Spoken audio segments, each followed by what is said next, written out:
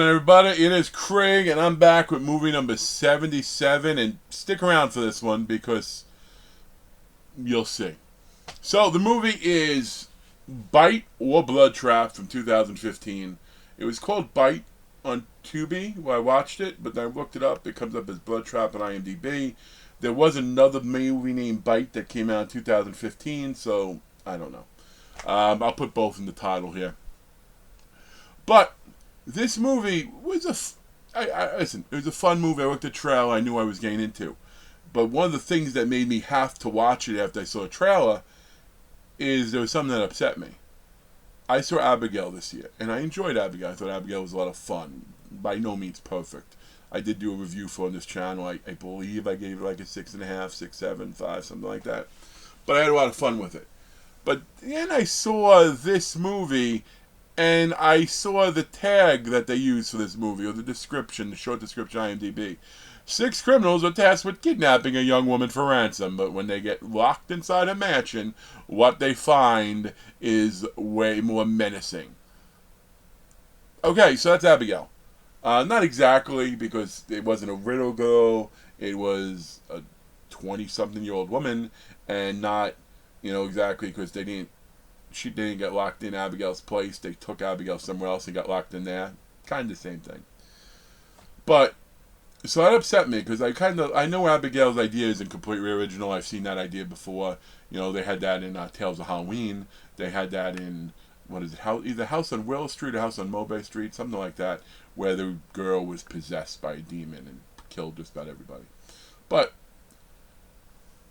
this movie, as it just went hard. Nothing comedic. Every character was trying to be depicted as a badass. And that's one of the things that threw me off.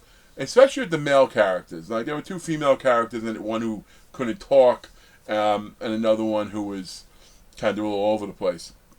And they didn't make them out to be as badass.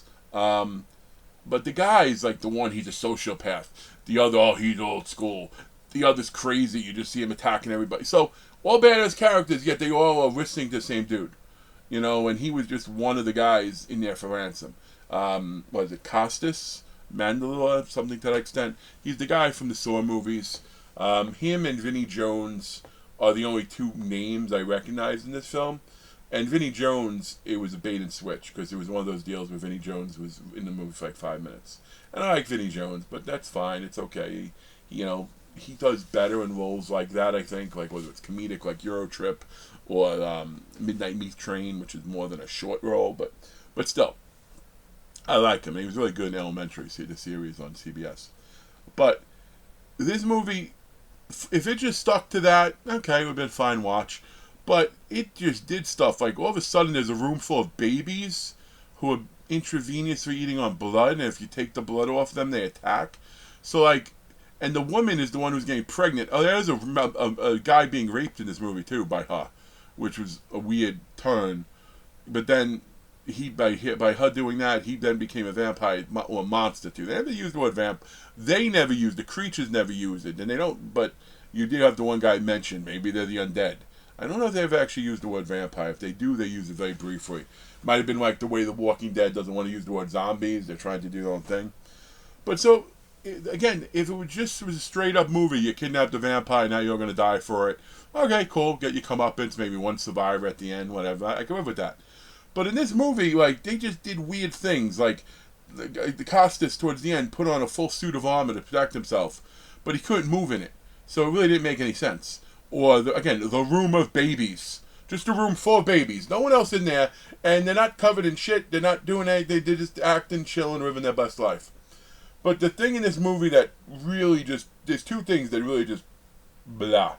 Blew my mind. One is, there's a shooting in an elevator. One of the people turned into a creature, and they're in the middle of the elevator. The others are all in the individual corners. So get with me on this. Think of this. 4 corners, everyone occupied, someone in the middle. They're all shooting their guns directly into the middle. It's a kill box. There was no way no one else was shot, and no one in the movie was shot. So there was that. There was also this massive explosion that they were doing, that they were going to hide from by being in a vent. Okay, once that explosion went off, rains of fire would have went through that ventilation system and destroyed everyone in there, and it didn't. So I don't know. I wanted to like this because of the connection to Abigail, and then for a little while I was mad at Abigail, like wow, this guy clearly led this. Unless it's the same director, who knows? Maybe they work together. Maybe this is the chance to go further with his vision. Um, that just pissed me. It didn't piss me off. I guess I shouldn't say that. It wasn't mad. It was more like, okay, so the idea of Abigail was stolen, kind of, sort of, the mansion stuff. They did a lot better, so I guess there's something to be said with that, and it's not identical, but, it's definitely, a strong, strong, strong inspirer. I don't know. I'm going over on this one, I know, but I'll give this a straight 5 out of, no, because the kill box I can't. This is going to get a 4.75 out of 10. I probably do regret it because it annoys me. Do regret watching it, which is my metric. If it's under 5, I regret watching it. This one I regret watching too because it pisses me off a little bit of Abigail, which is a movie I did like. But anyway, folks, 78's coming soon, and there we go. So till next time, peace.